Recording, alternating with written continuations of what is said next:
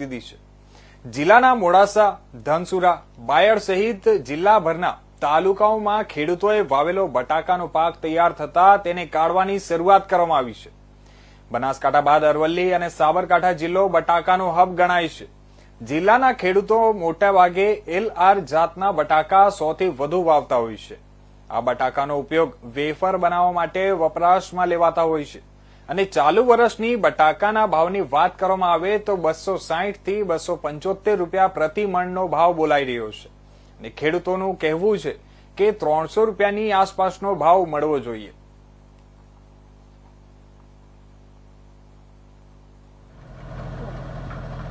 મારું નામ પટેલ ચેતન કુમાર મોહનભાઈ, કેસરપુરા કંપા। હું અત્યારે છેલ્લા 5 વર્ષથી બટાકાનું વાવેતર કરું છું। એમાં શાકભાજી માટેના પોખરાજ આવે છે અને ચિપ્સ માટેના LR કરીને આવે છે। હું જ્યાદાતર વધારે LR બટાકાનું વાવેતર કરું છું। તેના ભાવ મને દર સાલ પોસાય એ જ ટાઈપના ભાવ મને મળી રહે છે। મેં અત્યારે 281 રૂપિયામાં બટાકાનો એગ્રીમેન્ટ કરેલો છે અને સારું વળતર મળે છે। મારું નામ સવજીભાઈ ગંગારામભાઈ પટેલ, મોહનપુર કંપા, અને બટાકાની ખેતી કરીએ છીએ વર્ષોથી। પણ બટાકાની ખેતીમાં આ સાલ જે હવામાન અને ઉતારાની દૃષ્ટિએ આ સાલ સારું છે અને ભાવ પણ આટલા દિવસે ભાવ નહોતા મળતા, પણ આ સાલ અમને એમ લાગે છે કે ભાવ મળશે। તો કમસે કમ 300 ઉપર ભાવ મળે તો ખેડૂતને અત્યારે આ મજૂર આવ્યા છે, તમે જોશો મજૂર બધા એક મજૂર 500 રૂપિયાથી ઓછા કોઈ લેતા નથી। એટલે મજૂરીનો વર્ક અને ખાતર બિયારણનો અત્યારે એટલો બધો ટાઈટ ભાવ છે દવાનો ને, જો આટલા 300 ઉપર ન મળે તો ખેડૂતને પોસાય તેમ નથી। એટલે આ બટાકામાં ક્યારે શું થાય એ હાથમાં આવે પછી નક્કી થાય કે આ આટલું બટાકું આપણું થયું, અને ભાવનું તો કાંઈ નક્કી રહેતું નથી। એટલે સરકારને આપણે કહીએ કે બધાના તમે ભાવ બાંધો છો, એ રીતે આ બટાકાના ભાવ 300 રૂપિયા તમે બાંધો તો ખેડૂતને બટાકું વાવવાનું મન થાય અને કોઈ ખેડૂતો બજારમાં છેતરાય નહીં। આ રીતનું છે આયોજન।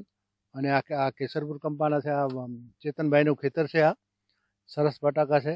પણ આપણે પ્રાર્થના કરીએ કે એને ભાવ પોષણક્ષમ ભાવ મળી રહે, 300 ઉપર ભાવ મળે તો એને પોસાય અને આવતી સાલ બટાકા વાવવાની ઈચ્છા થાય। 300થી ઓછા મળશે તો ઈચ્છા ઓછી થાય।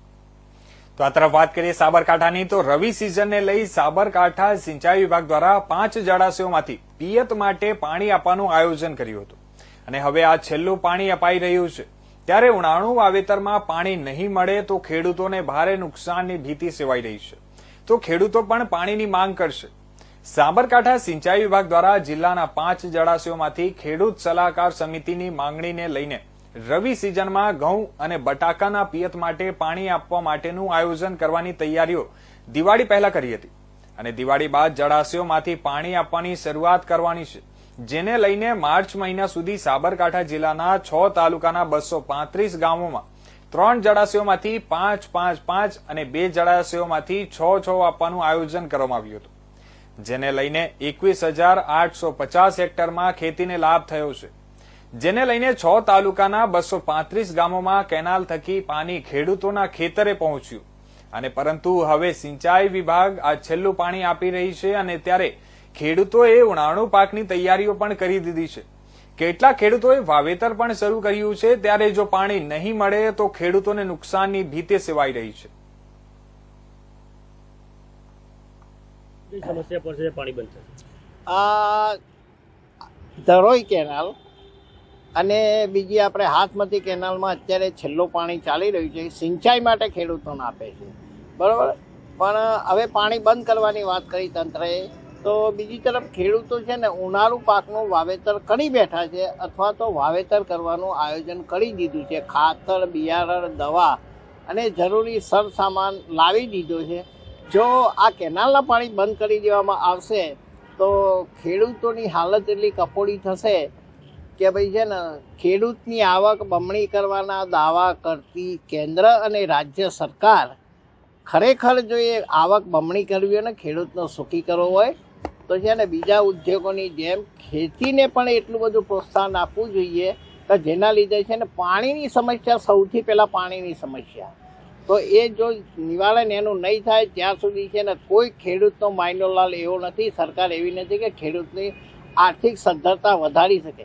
શરૂઆતમાં આપણે વાત કરીએ ભાઈ તમે છે ને વીજળીના બિલમાં આટલી રાહત આપીને આમ કર્યું તેમ કર્યું, પણ એની સામે જ્યારે ખેડૂતને કનેક્શન લેવું હોય, પાણી બોર કર્યો બરાબર છે, એના પાણી કાઢવા માટે એના કનેક્શન લેવું હોય તો તમે ડિપોઝિટના ભાવો વધારી દીધા છે, આ ચાર્જ ફલાણો ચાર્જ ઠીકના ચાર્જ હોર્સ પાવર આપવાનું બંધ કરી દીધું છે, તો ખેડૂતને શું કરવાનું?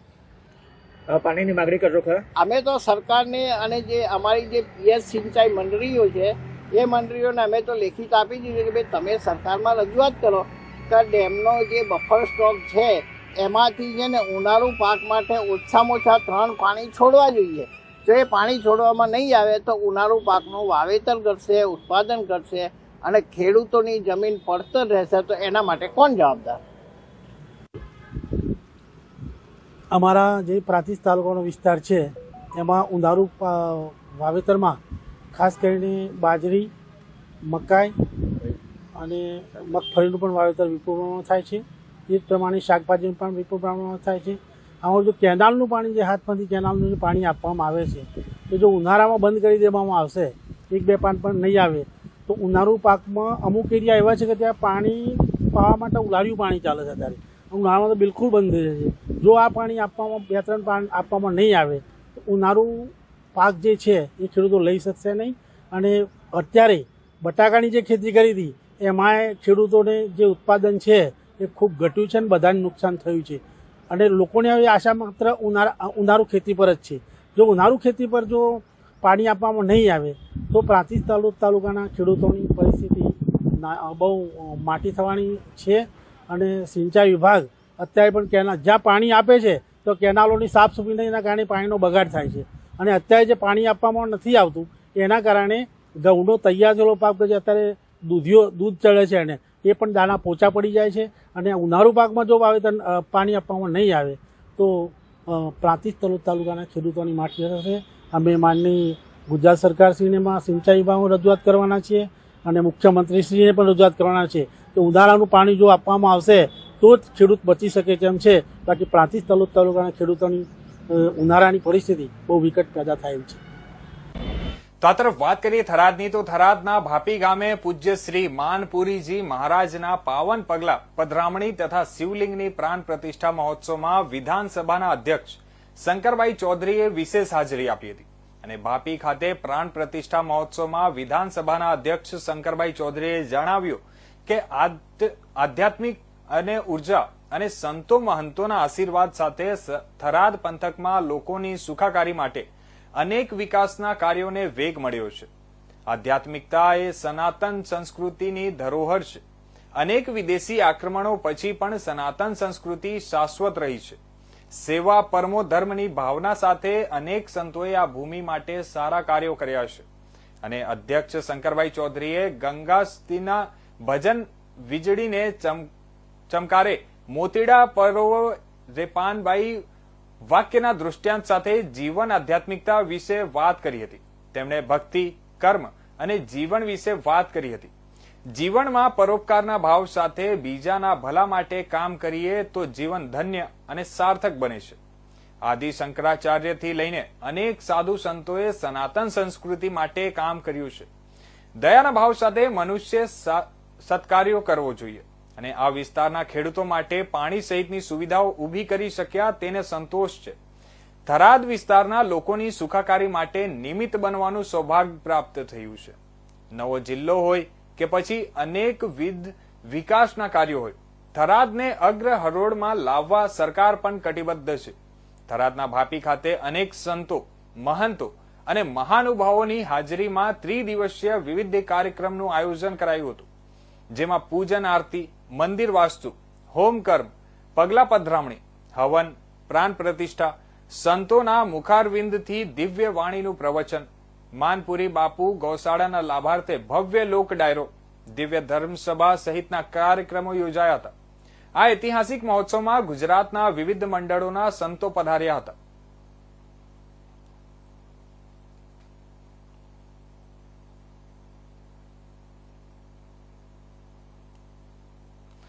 તો આ તરફ વાત કરીએ તો સ્વામિનારાયણ સંપ્રદાયના જ્ઞાન પ્રકાશ સ્વામી દ્વારા વીરપુરની ધરતી પર બિરાજમાન એવા પૂજ્ય સંત શ્રી જલારામ બાપા વિશે કરેલ વિવાદિત ટિપ્પણીને લઈ ભારત જ નહીં વિદેશોમાં પણ જલારામ બાપાના ભક્તો, અનુયાયીઓ તેમજ લુહાણા સમાજના લોકો દ્વારા પણ સ્વામિનારાયણ સંપ્રદાયના જ્ઞાન પ્રકાશ સ્વામી ઉપર ભારે રોષ વરસી રહ્યો છે.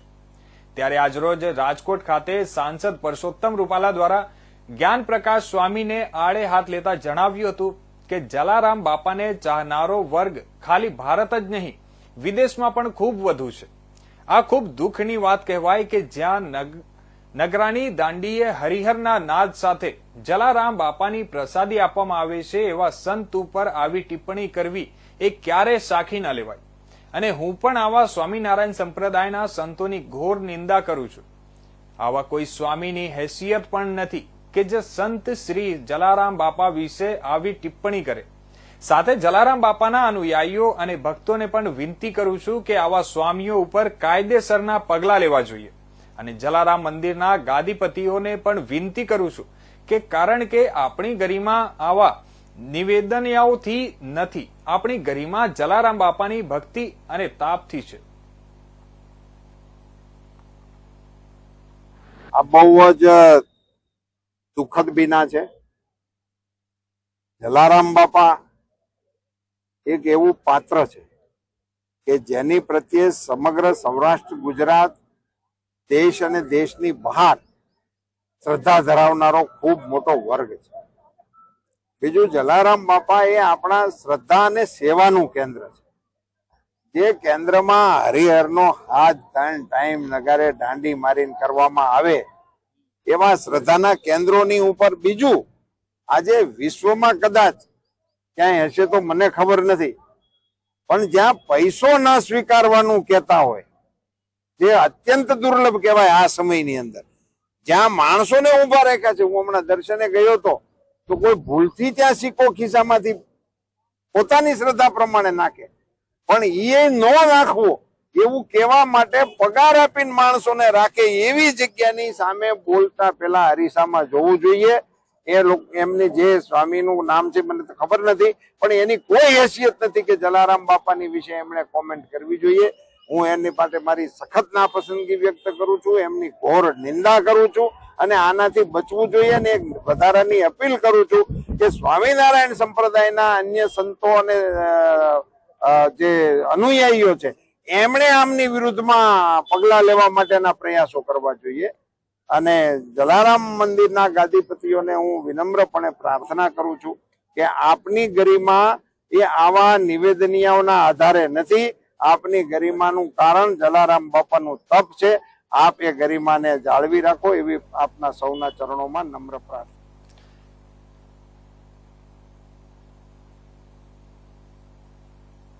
સમાચારોમાં આગળ વાત કરીએ તો પાલનપુર નગરપાલિકા દ્વારા લક્ષ્મીપુરા ફાટકથી ડોક્ટર હાઉસ તરફ જવાના માર્ગ પરના દબાણો પાલિકા દ્વારા દૂર કરવામાં આવ્યા હતા. જેમાં અંદાજિત 15 થી વધુ દબાણકારોને નોટિસ આપવામાં આવી હતી, પરંતુ દબાણ સ્વયંભૂ ન હટાવતા નગરપાલિકાની ટીમ દ્વારા હટાવવામાં આવ્યા હતા. પાલનપુર નગરપાલિકા ચીફ ઓફિસર જીગરભાઈ પટેલની સૂચના મુજબ લક્ષ્મીપુરાથી ડોક્ટર હાઉસ તરફ જવાના માર્ગ પર આવેલી ઝૂંપડપટ્ટીના દબાણકારોને સ્વયંભૂ પોતાના દબાણ હટાવી લેવા માટે નોટિસ આપવામાં આવી હતી. તેમ છતાં દબાણકારો દ્વારા પોતાના દબાણો હટાવવામાં આવ્યા ન હતા, જેથી પાલનપુર નગરપાલિકા ઓફિસ સુપ્રિન્ટેન્ડન્ટ સંજયભાઈ વ્યાસ દ્વારા નગરપાલિકાની ટીમ સાથે સ્થળ પર પહોંચી જેસીબી મશીન મારફત તમામ ઝૂંપડપટ્ટીના દબાણોને દૂર કરવામાં આવ્યા હતા. જેમાં અંદાજિત 15 થી વધુ દબાણો દૂર કરવામાં આવ્યા છે. તેમજ આગામી દિવસોમાં મુખ્યમંત્રી શહેરી વિકાસ યોજના અંતર્ગત આ જગ્યા પર નવીન રોડ બનાવવાની કામગીરી હાથ ધરવામાં આવનાર છે. પાલનપુર નગરપાલિકા દ્વારા આજે ડોક્ટર હાઉસની પાછળના ભાગે જે લક્ષ્મીપુરા જતો રોડ છે ત્યાં આગળ બિનજરૂરી દબાણ થયેલા હતા, તે દબાણ દૂર કરવામાં આવેલ છે. અને માનનીય મુખ્યમંત્રી શહેરી વિકાસ યોજના હેઠળ આ રોડ રિવાઇડિંગ કરી અને રોડ બનાવવાનો હોય 2 થી 3 દિવસમાં ટૂંક સમયમાં એની કામગીરી શરૂ કરવામાં આવશે. તેથી રોડ વચ્ચે થયેલા દબાણો આજરોજ દૂર કરવા. કેટલા દબાણો હતા? 10 થી 15 દબાણો હતા, ઝૂંપડાઓ હતા, તે દૂર કરવા. બીજી બાજુ વાત કરીએ સુરેન્દ્રનગરની, તો સુરેન્દ્રનગરમાં ઘરફોડ ચોરીને અંજામ આપતી ગેંગને સુરેન્દ્રનગર લોકલ ક્રાઇમ બ્રાન્ચ દ્વારા ઝડપી પાડવામાં આવી છે. સુરેન્દ્રનગર શહેરમાં અલગ અલગ 8 ઘરોને ગેંગ દ્વારા ટાર્ગેટ બનાવવામાં આવ્યો હતો. કલા સરવૈયા રાહુલ સરવૈયા અને શક્તિ થરેસાની કરાઈ હતી અટકાયત. આમાં ઝડપાયેલા ગેંગ પાસેથી સાઉદી અરેબિયાના નોટો પણ જપ્ત કરવામાં આવી છે. ચોરીને અંજામ આપનાર શિવલિંગ રાખવાની થાળીઓ, ચાંદીના નંદીજી, કાચબો સહિતની મંદિરની વસ્તુઓ પણ જપ્ત કરવામાં આવી છે. ઝડપાયેલા ગેંગની કડક પૂછપરછ હાથ ધરવામાં આવી અને તપાસનો ધમધમાટ શરૂ કરવામાં આવ્યો છે.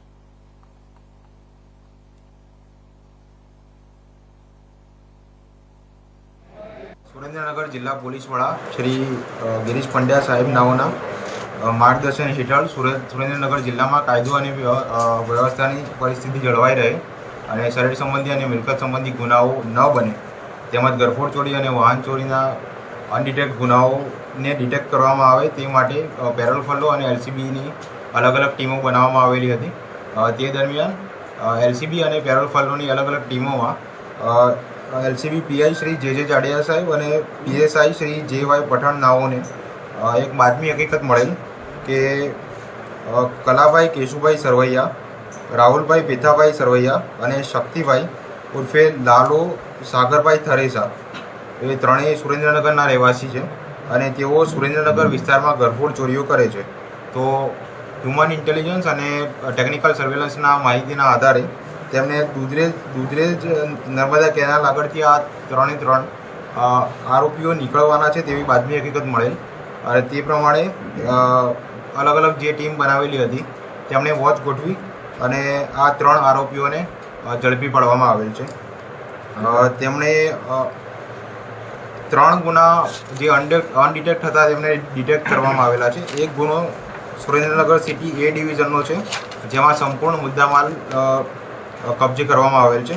સિટી બી ડિવિઝન અને સિટી બી ડિવિઝનના 2 ગુના છે જે અનડિટેક્ટ હતા એને ડિટેક્ટ કરવામાં આવેલા છે. આ સિવાય કુલ 8 જેટલા ગુનાઓની કબૂલાત આ 3 આરોપીઓએ કરેલી છે. કેટલો મુદ્દામાલ કબજે કરેલો છે? સિટી એ ડિવિઝનનો 93,730 રૂપિયાનો મુદ્દામાલ કબજે કરવામાં આવેલ છે અને સિટી બી ડિવિઝનના જે મુદ્દામાલ છે એ કબજે થયેલ નથી, પરંતુ નિવેદનમાં જે પણ સોનીને ત્યાં એમને મુદ્દામાલ આપેલો છે તેમનું નામ ખોલવામાં આવેલું છે. કાયદેસરની કાર્યવાહી આગળ ચાલુ છે. આરોપીઓએ કેટલી જગ્યાએ ચોરીઓ કરી છે, કેમ હિસ્ટ્રી શીટરો છે કે કેમ? આ ત્રણેય રીઢા ગુનેગારો છે. એમાં કુલ ટોટલ 11 ગુનાઓ છે. એમાંથી 3 ગુનાઓ જે અનડિટેક્ટ હતા એમને ડિટેક્ટ કરવામાં આવેલા છે. આ સિવાય આ 3 આરોપીઓએ કુલ 8 જેટલા ગુનાની કબૂલાત કરેલી છે. એમાંથી લગભગ 7 જેટલા ગુનાઓ સિટી એ ડિવિઝન વિસ્તારમાં બનેલા છે અને 1 ગુનો જોરાવર પોલીસ સ્ટેશન વિસ્તારમાં બનેલો છે. જી સર, જિલ્લા બહાર પણ અમને કોઈ કલા કરેલી છે કેમ? અત્યારે જે પ્રમાણે કબૂલાત કરી છે એ પ્રમાણે સુરેન્દ્રનગર જિલ્લાના જ આ બધા જ ગુનાઓ છે. તો બીજી બાજુ વાત કરીએ જૂનાગઢની, તો જૂનાગઢ શહેરમાં જબલપુર નજીક આવેલા જીઆઈડીસી 2 માં વોકડાઈથી આવેલ તસ્કરો 5 કારખાનામાં તરાટક્યા હતા અને કુલ મળી ₹2.50 લાખની રોકડાની ચોરી કરી હતી. ઉપરાંત નજીકમાં આવેલ જ્ઞાનબાગ ગુરુકુળમાં પણ ચોરીનો પ્રયાસ કરી નાસી ગયા હતા. આ અંગે વધુ માહિતી મળતા મુજબ જૂનાગઢ શહેરના ઝાંઝરડા રોડ વિસ્તારમાં રહેતા 45 વર્ષીય કેવનભાઈ ધર્મેશભાઈ વડાલિયા જૂનાગઢ તાલુકાના સાબલપુર ગામ નજીકની જીઆઈડીસી 2 માં આવેલ પાટીદાર પ્રોડક્શન પ્લાસ્ટિકના દાણા બનાવવાનું કારખાનું શનિવારે સાંજે 6 વાગ્યે બંધ કરી ઘરે જવાની કર્યા હતા અને ત્યારે રાત્રિના સમયે આ કારખાનાની ઓફિસના શટર ખોલી ઓફિસના ટેબલના ખાનામાંથી ₹8,000, બાજુના કબાટમાંથી હિસાબના ₹1.23 લાખ મળી કુલ ₹1.31 લાખની રોકડાની ચોરી થઈ હોવાનું સામે આવ્યું હતું અને સીસીટીવી કેમેરાના ફૂટેજ મુજબ 8 અજાણ્યા શખ્સોએ હાથ ફેરો કર્યો હોવાનું માલુમ પડ્યું હતું. આ જ પ્રમાણે રાજભાઈ વસવેલિયાના આરકે લેબમાં 3 શખ્સ પ્રવેશી ટેબલના ખાનામાંથી ₹1 લાખ, ચિરાગભાઈ કાચાના મારુતિ એરોમેટિક એન્ડ ફ્લેવર કારખાનામાંથી ₹12,000, રહીમભાઈની ભગવતી સેલ્સ એજન્સીમાંથી ₹7,000 રોકડાની ચોરી થઈ હતી. ત્યારે હનીફભાઈ મુનસીના કારખાનામાં પણ તસ્કરો ત્રાટક્યા હતા, પરંતુ કેટલીક ચોરી થઈ તે બહાર આવ્યું ન હતું. કારખાનાઓ બાદ શસ્ત્ર સ્વામિનારાયણ જ્ઞાનબાગ ગુરુકુળમાં પણ ત્રાટક્યા હતા અને ચોરીનો પ્રયાસ કર્યો હતો. આ અંગે વેપારી કેવનભાઈ વડાલિયાની ફરિયાદ મુજબ જૂનાગઢ તાલુકા પોલીસ દ્વારા સીસીટીવી ફૂટેજના આધારે આગળની તપાસ હાથ ધરવામાં આવી છે.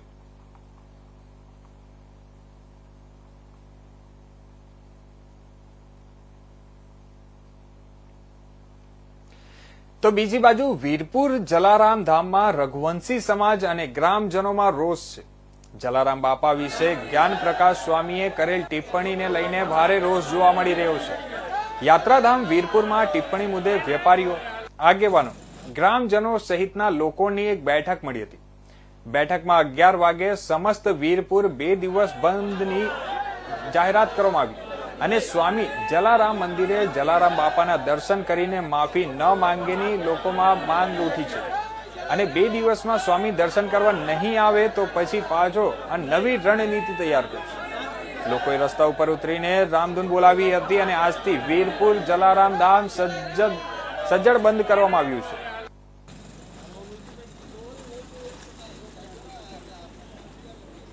હસમુખભાઈ પટેલ, વીરપુર જલારામ, ઓમકાર સિલેક્શન. આવી રીતે સ્વામીને આવા નિવેદન ક્યારે પણ કોઈ પણ ધર્મના સ્થળ ઉપર કોઈ પણ ધર્મનું કોઈ પણ ભક્તનું આવું નિવેદન ન આપવું જોઈએ. કારણ કે અહીંયા ખુદ ભગવાન પધારેલા છે, અયોધ્યાથી રામચંદ્ર ભગવાન પધારેલ છે, દ્વારકાથી કાળિયા ઠાકરાય પધારેલ છે, રાજા ગોપીચંદ, રાજા ભરતરી, અશ્વમાં, હરિદ્વારથી ગંગા, જમના, સરસ્વતી અહીં પવિત્ર જગ્યા છે બાપાની. બાપાને આખું વીરપુર માને છે. અમે આજ 5 પેઢીથી જલારામ બાપાના રોજ દર્શન કરી છે અને રોજ આશીર્વાદ લઈ છે. આવી રીતે આ બનાવ ન બનવો જોઈએ. આ લોકોને ત્યાં સુધી આ લોકો આખી વીરપુર બજાર એસોસિએશન પ્રમુખ નિવેદન લેશે કે ભાઈ અહીંયા આવીને માફી માંગી જાય પછી જ અમે આ બજાર ખોલશું. તમારો રોષ યથાવત રહે છે. રોષ આ રીતનો યથાવત રહેશે કે આ લોકોને આવીને ભાઈ કહી જાય કે અમારી ભૂલ થઈ ગઈ છે. હવે પછી આવી રીતે અમે ક્યારેય ભવિષ્યમાં નિવેદન નહીં આપી. જય જલારામ. આજે બંધનું એલાન વેપારી એસોસિએશન મંડળના પ્રમુખ તરીકે વીરપુરના વેપારીઓએ આ જે સ્વામીજી બોલ્યા એનો રોષ વીરપુરમાં ગઈકાલથી જ ઉકળી ઉઠ્યો હતો. અમારા સમાજ અને બીજા જલારામ ભક્તો અને જલારામ બાપામાં આસ્થા રાખનાર લોકોને પણ આ ગમ્યું નથી. કારણ કે ઇતિહાસ સાથે વિકૃત રજૂઆત કરવામાં આવી છે. એટલે સ્વામીજીએ માફી તો માગી લીધી છે. જે આધારે એણે જે પુસ્તકના આધારે આ કીધું છે એ પણ યોગ્ય નથી. આ પુસ્તક પણ પાછું ખેંચાવવું જોઈએ. સ્વામીજીએ બાપા સન્મુખ આવી અને માફી માગી લેવી જોઈએ. આવી લાગણી અને માગણી સાથે આજે વીરપુરના વેપારીઓ 2 દિવસ બંધ રાખેલ છે. તો આ તરફ વાત કરીએ ભાવનગરની, તો ભાવનગર શહેરના અલગ અલગ પ્રવેશ દ્વારો પાસે દર વર્ષની માફક આ વર્ષે પણ 12 મસાલાઓનું વેચાણ જિલ્લા સહિતના ગ્રામ્ય વિસ્તારોમાં શરૂ થઈ ચૂક્યું છે. પરંતુ ગત વર્ષની તુલનાએ આ વર્ષે તમામ મસાલાઓમાં 20%થી વધુ જેટલો ભાવ ઘટાડો આવતા હજી પણ ભાવનગરની મસાલા માર્કેટમાં મંદી સાથે 12 મસાલાનો સંગ્રહ કરતા લોકોની ખરીદી કરતા જોવા મળ્યા નથી. ત્યારે મસાલાનું વેચાણ કરતા વેપારીઓ માનવું છે કે ભાવમાં ઘટાડો થતા હવે ધીરે ધીરે મસાલા ખરીદી કરવા માટે ઘરાકી નીકળશે તેવું વેપારીઓ માની રહ્યા છે. અને ભાવનગર શહેરમાં મસાલાની સિઝન ખુલી રહી છે અને ઉનાળાની શરૂઆત થઈ ગઈ છે. ત્યારે લાલ મરચા, હળદર, ધાણા જીરું જેવા મસાલા શહેરના વિવિધ વિસ્તારોમાં વેચાઈ રહ્યા છે. ભાવનગર તળાજા રોડ પર અને નારી ચોકડી પાસે મસાલાના સ્ટોલ ઉભા કરાયા છે. હાલમાં મરચું રાજકોટ જિલ્લામાંથી તેમજ કર્ણાટક અને આંધ્રપ્રદેશમાંથી આવે છે. જેમાં લાલ મરચાનો પટ્ટો 250 થી 550 રૂપિયા, ચેડિયા મરચા 280 થી 320 રૂપિયા, કાશ્મીરી 500 થી 550 રૂપિયા અને સ્થાનિક મરચું 300 થી 380 રૂપિયાનું કિલો ભાવે ચાલે છે.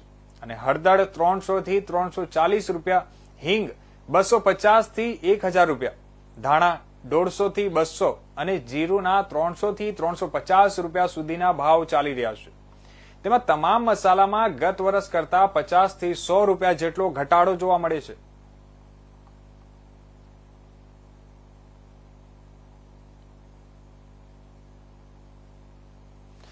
તો આ હતા અત્યાર સુધીના મુખ્ય સમાચારો. વધુ સમાચારો માટે જોતા રહો ઇન્ડિયા ન્યૂઝ ગુજરાત.